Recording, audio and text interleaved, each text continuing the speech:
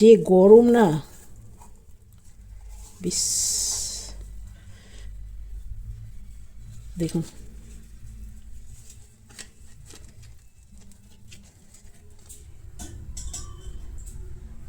বন্ধুরা, আমাদের অনেক আলুর পরোটা, মূলোর পরোটা, ছাতুর পরোটা খাওয়া হয়ে গেল, কিন্তু ভাত শাকের পরোটা খাওয়া হয়নি। তো আজকে বানাবো ভাত শাকের পরোটা। তো চলো, এখানে নিয়ে নিয়েছি ভাত শাক, একদম জল দিয়ে ভালো করে ধুয়ে নিয়েছি। তবে এগুলো এইরকমই রেখেছি। প্রথমে আমি একটু জল দিয়ে সেদ্ধ করে নেবো। চলো, প্রথমে নিলাম কড়াই। এটা শুধুও করা যায়, কিন্তু আমি একটা সেদ্ধ আলু দেবো, তাহলে একটু স্টিকি ভাবটা ভালো হবে। যুদ্ধ শুরু, বন্দুক চালু হয়ে, বন্দুক জ্বলে গেছে, চলে গেছে, এরপরে যুদ্ধ শুরু। চলুন, এই যে দেখুন, এগুলোকে ছাড়িয়ে নিয়েছি, তবে একটা দুটো ডাঁটা চলে গেছে, ডাঁটাগুলো দেওয়া যাবে না। এখন ভাত শাকগুলো না বেশ শক্ত। আর একটা নিয়ে নিয়েছি সেদ্ধ আলু, এটা সেদ্ধ করা।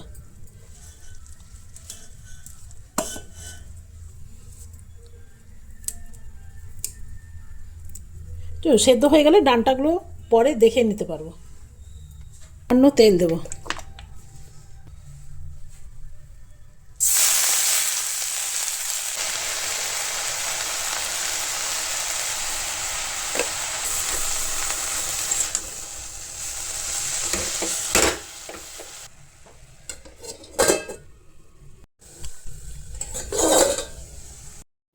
দেখছেন কত কম হয়ে গেল। তো এটা আমি বানাচ্ছি দুইজনকার জন্যে, তো দুইজনকার জন্যে ঠিক হবে। এরপরে আমি এখানে কিছু মশলা দিয়ে দেবো এটা হিং। আপনারা এখানে একটু রসুন কুচো করে দিলেও কিন্তু ভালো লাগবে, তবে আমার কাছে আছে গুঁড়ো ড্রাই গার্লিক চাটনি, সেটাই দেবো। ওটা আমার বাড়িরই বানানো। আর এখানে দিলাম একটু কাশ্মীরি লঙ্কা, একটু লাল লাল হবে, ঝাল লঙ্কা দিলাম না। এখানে দিয়ে দিলাম একখানা আলু, একটাই দিলাম, কেন কি শাক আছে অল্প। তো আলুটা ভালো করে যেন ম্যাশ হয়ে যায়, গুটলি যেন না থাকে, তাহলে পরোটা করার সময় না ওইখানটা ফেটে যেতে পারে। তো ভালো করে আমি আলুটা ম্যাশ করে নিলাম। এরপরে এটা নাড়তে থাকো। তবে এটা ব্রেডে লাগিয়েও খাওয়া যাবে, জানেন। আমি এখানে দেবো একটু গার্লিক চাটনি, এটা ড্রাই চাটনি, এটা আমার বাড়িরই বানানো।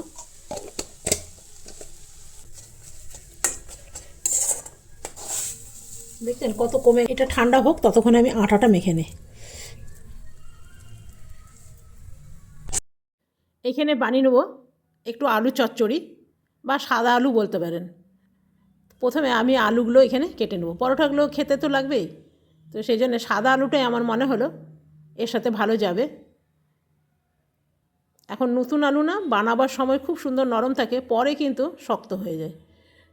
তো দেখুন এগুলো কাটা আমার হয়ে গেল। এরপরে এগুলোকে ধুয়ে নেব। এই যে একটা রয়ে গেছে। তো চলুন এগুলো জল দিয়ে ধুয়ে নিই।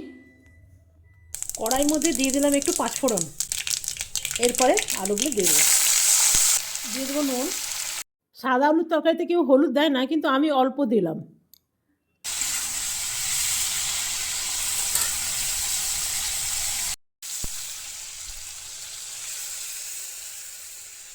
এই আলুর তরকারিটা সাদা আলু ঠিক হবে না, একটু হলুদ দিয়েছি, টমেটো দিয়েছি না, এটাতেই রং চলে আসবে। কিন্তু আমার একটু হলুদ আর টমেটো ভালোই লাগে। দিয়ে দিলাম ধনে পাতা, এখনই দিয়ে দেবো, তাহলে গন্ধটা ভীষণ ভালো আসবে। দিয়ে দিলাম কভার। তো দেখুন আলুটা আমার মোটামুটি সেদ্ধ হয়ে গেছে, আরেকবার ঢাকা দিয়ে দিয়েছিলাম। এইবার আলুটা একদম সেদ্ধ হয়ে গেছে। চলুন এটা নামিয়ে নিয়ে আটাটা মেখে নিই। গ্যাসটা বন্ধ করে দিলাম।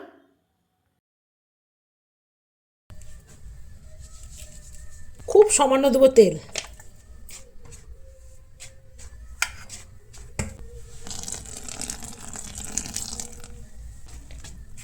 যেরকম রুটির আটা মাখে না, ঠিক অমনিভাবে আটা মাখিয়ে নেব।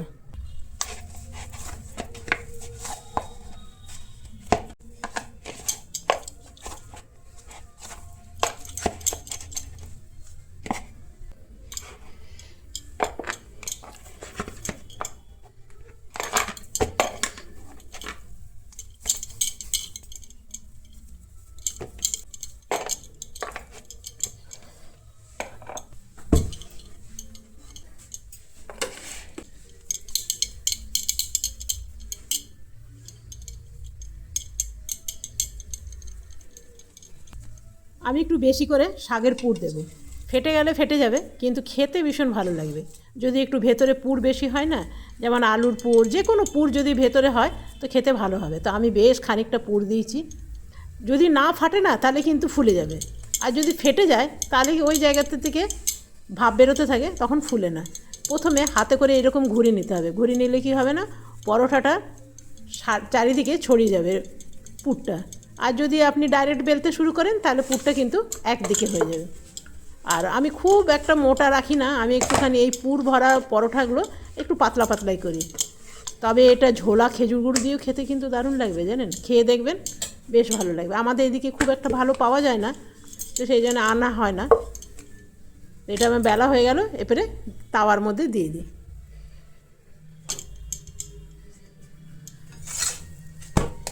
আর দেখুন, আমি তো ভাবছিলাম যে ফুলবে না, বেশ খানিকটা পুর দিয়েছিলাম, কিন্তু দেখছি না ফুলে গেছে। তো আমি ঘি দিতে গিয়ে একটু দাঁড়িয়ে গেলাম, তো ভাবলাম আরেকটু ফুলে যাক। দেখছেন গোল হয়ে ফুলে গেছে। তা আমি এটা সেঁকবো ঘি দিয়ে, আপনারা চাইলে তেল দিয়েও সেঁকতে পারেন, তবে বাড়িতে যদি ঘি থাকে তাহলে অবশ্যই দেবেন। ব্যাস, আর একটু পাল্টে দিলাম, আর একটু বেশ লাল লাল করে ভাজলে পরোটা খেতে কিন্তু ভাল লাগে। এটা আমার তৈরি হয়ে গেল। আরেকটা আমি সেম প্রসেসেই বানিয়ে নিয়েছি, আরেকটা আপনাদের দেখিয়ে দিই। ভেতরে ভালো মতন পুর দিয়েছি, তাহলে রুটিটা চারিদিকে, পরোটাটা চারিদিকে ছড়িয়ে যাবে না, আর খেতে ভালোই লাগবে। একটু হাতে করে এরকম ঘুরি ঘুরি করে নিতে হবে। তো দেখুন, এটাও আমি পাতলা বেলে নিয়েছি। আপনারা যেরকম পছন্দ, যদি কেউ অনেকে মোটা পছন্দ করে পরোটা, তো আমি কিন্তু পাতলা পাতলাই করি। এটাও আমার বেলা হয়ে গেল, কিন্তু এটা ভেবেছিলাম ফুলবে না, জানেন, এটা ফেটে গেছে, কিন্তু তাও ফুলে গেছে। এই দেখছেন, ওই দিকটা ফেটে গেছে। এটাও আমার ছ্যাঁকা হয়ে গেল। তো বেশ অনেক কটাই হয়েছে, আপনাকে আমি দেখাই। আজকে তৈরি হয়ে গেল বাতুয়া শাকের পরোটা।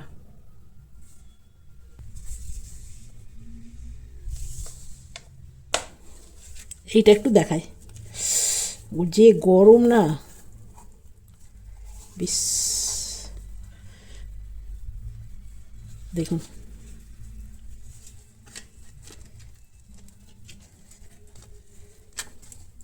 ওই যে হাতে করে একটুখানি আটার ডোটা হাতে করে একটুখানি চারিদিকে ঘুরিয়ে দেবেন, তাহলে এইরকমভাবে সারা রুটিতে ছড়িয়ে যাবে।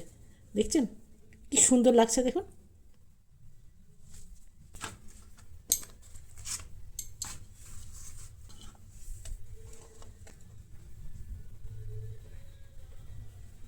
তো বন্ধুরা, আমরা এখন খেয়ে নিই। তো বন্ধুরা, কেমন লাগলো অবশ্যই জানাবেন। ভাত্তু শাকের পরোটা তো অনেক রকমের হয়, তবে ভাত্তু শাকের পরোটা খেয়ে দেখবেন। ভাত্তু শাক যদি আপনাদের একদম পছন্দ না হয়, এর বদল আপনারা মেথি শাক নিতে পারেন, সেটাও ভালো হবে। পালং শাক নিতে পারেন, সেটাও ভালো হবে। তবে সব শাকের টেস্ট আলাদা আলাদা হয়। তবে সবথেকে ভালো দেখতে কোনটা লাগে বলুন তো? লাল শাকটা দারুণ লাগে। তো চলুন, যদি ভালো লাগে একটা লাইক করবেন, সাবস্ক্রাইব করবেন, আর আমার পাশে থাকবেন। Bye bye. সত্যি খুব ভালো হয়েছে, একটু খেয়ে আমি দেখাই। হ্যাঁ, নিজের জিনিস আপনাকে কি বলবো, এমনি এমনি বাবা খুব ভালো হয়েছে সেটা বলবো না, আপনারা খেয়ে দেখবেন। হুম, আমার কাছে তো ভালো লাগবে। নিজের জিনিস কেউ কি খারাপ বলে? তো চলুন।